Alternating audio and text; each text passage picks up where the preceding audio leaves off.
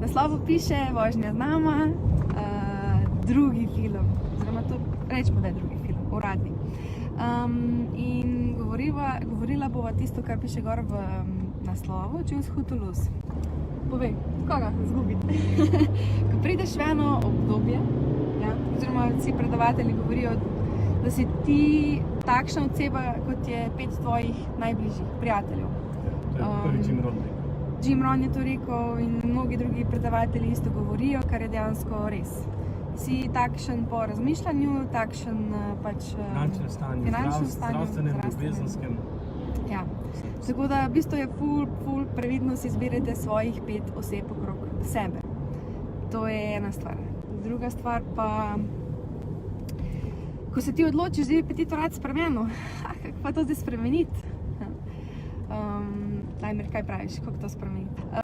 Ko se zavedaš, kaj bi rad spremenil, je najbolj, da si pogledaš neko osebo, ki ti je po teh vidikih, rečemo, mentor, ali pa ti je inspiracija.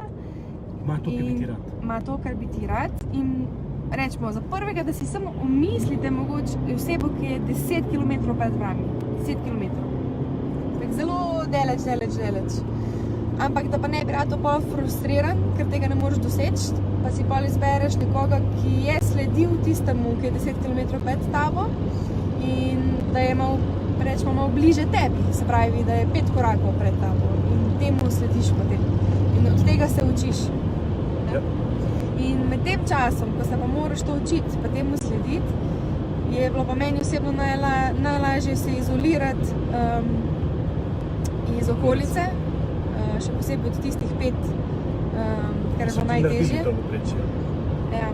In pustiti te ljudi za sabo je bilo zelo težko. Ampak če sem pa htela spremeniti to, pač narediti to spremembo in biti jaz takšna oseba, kot hočem biti, kot sem vedela noter, da sem mogla to spremeniti. Mi pa govoriva, kako je pomembno choose who to lose teh 5 oseb okrog tebe, ko je povprečje, si ti takšen.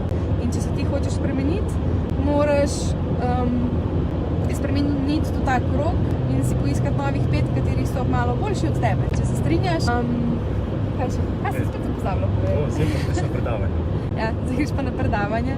Na predavanjih recimo najdeš pol te osebe, ki so mogoče par korakov pred tabo. Rečemo, tudi če je en korak pred tabo, je že ful dobro, ker dejansko ti pomaga narediti ta nov korak. Greš še enkrat na predavanje. Ja. Še eno predavanje.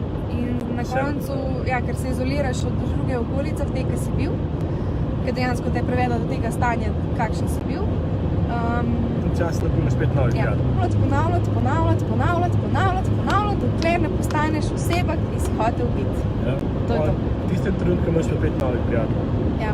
In spremeni se tvoja mentalna, pač tvoja miselnost, mindset, spremeni se tvoje finančno stanje, spremeni se zdravje, ljubezen, vse. Teda to je to. Ciao. Dio.